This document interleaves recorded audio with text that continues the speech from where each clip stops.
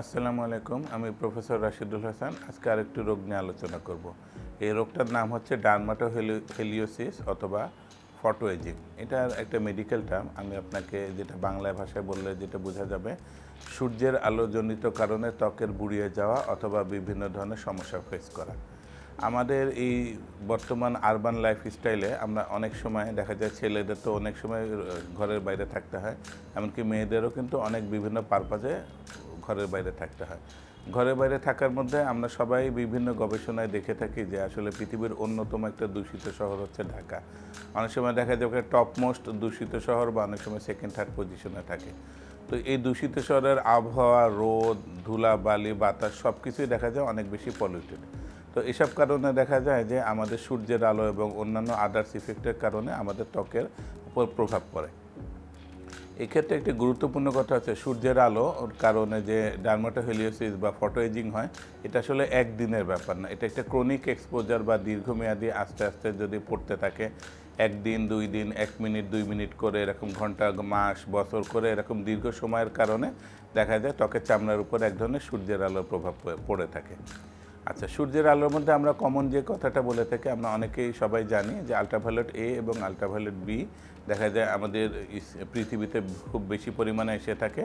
এবং দেখা যায় আল্ট্রাভায়োলেট বি সাধারণত আমাদের এপিডার্মিস বা এপিডার্মিসের খোলা মানে অংশ পর্যন্ত পৌঁছে থাকে বা ডার্মো এপিডার্মাল জাংশন পর্যন্ত এসে থাকে। এবং দেখা যায় যে আল্ট্রাভায়োলেট এ যেটা, সেটা দেখা যায় একেবারে এপিডার্মিস ভেদ করে ডার্মিস পর্যন্ত চলে যায়। তো আল্ট্রাভায়োলেট বি যেটা যেটা আসলে এপিডার্মিসে থাকে, তো সেটার প্রভাব সাধারণত কী হয়, সেটা দেখা যায় সাধারণত আমাদের মেলানোসাইট বা ত্বকের রঞ্জক কোষের উপর প্রভাব ফেলায় এবং রঞ্জক কোষকে অ্যাক্টিভেট করে মানে একটু অ্যাক্টিভেট করে ফেলে, যার ফলে দেখা যায় যেসব মানুষ দীর্ঘ সময় রোদে থাকে বা আউটিংয়ে যান বা বিভিন্ন মানে লেজার ট্রিপে যান, তখন দেখা যায় বাইরে থেকে আসার পর তাদের মুখ অনেক বেশি কালো হয়ে গেছে। এর প্রভাব হচ্ছে মেইনলি আল্ট্রাভায়োলেট বি কারণে।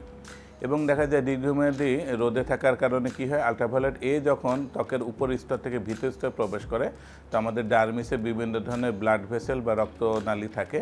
তো রক্তনালীগুলোর মধ্যে বিভিন্ন অ্যাবনর্মালিটিস তৈরি করে। এর দ্বারা কি হয়ে যায়, বিভিন্ন ধরনের ইরাইথেমা বা লাল ভাব হয়ে থাকে, অনেক সময় টেলেনজেকটিসিয়া হয়ে থাকে। টেলেনজেকটিসিয়া মানে বিভিন্ন ধরনের ব্লাড ভেসেলের যেটা চামড়ার উপরে প্রমিনেন্ট আকারে প্রকাশ পায়। তো চামড়ার উপরে কিন্তু সচরাচর ব্লাড ভেসেল দেখতে যাওয়ার কথা না।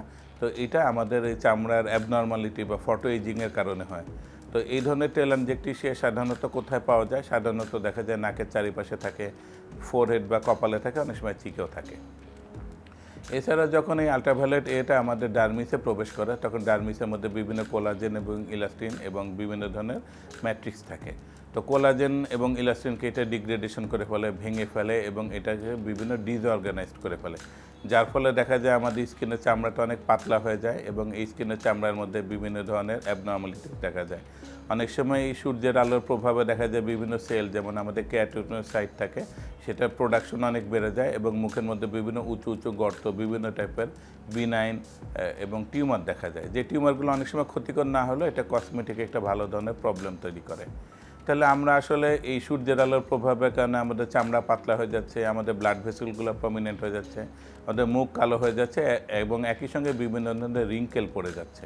তো এক্ষেত্রে এই জন্য সূর্যের আলোর প্রভাবে বা ডার্মাটোহেলিওসিস বা ফটো এজিংয়ের কারণে কিন্তু আমাদের অনেক বেশি প্রবলেম হচ্ছে। এই জন্য আমাদের এটা প্রতিরোধ করতে হবে। এটা কিন্তু একদিনে, আমি প্রথমে বললাম যে একদিনের যেমন রোগ না, ডক্টরের কাছে আপনি আসলে যে একদিনে সেরে যাবে সেটাও কিন্তু তা না। তো এটার কারণে দেখা যাচ্ছে 20 বছরের ব্যক্তিকে 30 বছর বয়সের মতো মনে হচ্ছে, 30 বছরের ব্যক্তিকে 40 বছরের মতো লাগছে এবং একই সঙ্গে আস্তে আস্তে বয়সের তুলনায় আগে বুড়া হয়ে যাচ্ছে। তো এর অন্যতম আরেকটা কারণের সঙ্গে আরও কিছু কারণ হচ্ছে যে আমাদের যত্রতত্র ডাক্তারের পরামর্শ ব্যতীত বিভিন্ন ধরনের কসমেটিক ব্যবহার করা, যেটা আমি আগেও বিভিন্ন ভিডিওতে বলেছি। এই কসমেটিক ব্যবহার করার কারণে দেখা যায় যে চামড়ার থিনিংটা আরও বেশি হয়ে যাচ্ছে এবং একই সঙ্গে যে প্রবলেমগুলো সূর্যের আলোজনিত কারণে হয়, সেই প্রবলেমগুলো আরও বেশি প্রমিনেন্ট হয়ে যাচ্ছে। তো এক্ষেত্রে আমরা এই জন্য সবথেকে পরামর্শ দেব, একেবারে অল্প বয়স থেকেই যখন থেকে আপনি বাইরে যাওয়া শুরু করবেন তখন থেকে সানস্ক্রিন ব্যবহার করবেন। সানস্ক্রিন নিয়ে আমার আগে অনেকগুলো ভিডিও করা হয়েছে। তো সানস্ক্রিনের ক্ষেত্রে ব্যাপার হচ্ছে যে একটা গুরুত্বপূর্ণ কথা, আমাদের দেশে এখন কিন্তু বিভিন্ন টাইপের বাচ্চাদেরও সানস্ক্রিন পাওয়া যায়।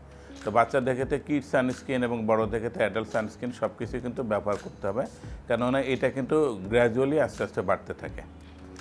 তো সানস্ক্রিন ব্যবহার করবেন একই সঙ্গে শুধুমাত্র সানস্ক্রিন ব্যবহার করাটাই কিন্তু যুক্তিযুক্ত কাজ না, হেলদিফুল লাইফ লিড করতে হবে, যেটা আমি আমার বিভিন্ন ভিডিওতে আগেও বলেছি। ছাতা ব্যবহার করবেন, লম্বা জামা পরিধান করবেন, এবং দেখা যায় সাধারণত 10টা থেকে 4টা এই সময়টা সূর্যের আলো প্রবল থাকে। যদি কাজ খুব বেশি প্রয়োজন না হয় এই সময়টাকে অ্যাভয়েড করে অন্যান্য সময় কাজ করবেন। শীতকালে বা বর্ষাকালে তুলনামূলকভাবে সূর্যের আলোর প্রকোপ কম থাকার কারণে এই সময় ব্যবহার করবেন। ভালো ধরনের সানস্ক্রিন ব্যবহার করবেন, এবং সানস্ক্রিন ব্যবহার করার নিয়ম আমার অন্য ভিডিওতে আছে, সেটাও ব্যবহার করবেন। আমাদের অধিকাংশ সানস্ক্রিন ব্যবহার করার নিয়ম কিন্তু আমরা আইডিয়াল রুল ফলো করে ব্যবহার করতে পারি না, সেটার কারণে কিন্তু সমস্যা হয়। এছাড়া পর্যাপ্ত পরিমাণে পানি পান করবেন, হাঁটা চলা প্রচুর করবেন, শাকসবজি খাবেন, ভাজা এবং কোল্ড এগুলো অ্যাভয়েড করবেন। এছাড়া এবং বেভারেজ জাতীয় খাবার অ্যাভয়েড করবেন। পর্যাপ্ত পরিমাণে ঘুমানোর চেষ্টা করবেন এবং অ্যাংজাইটি স্ট্রেস থেকে দূরে থাকবেন। এই সবগুলো মেনটেন করলে দেখা যাবে আস্তে আস্তে আমাদের এজিং প্রসেসটাকে আমরা অনেকটাই ডিলে করতে পারবো ইনশাল্লাহ। ধন্যবাদ।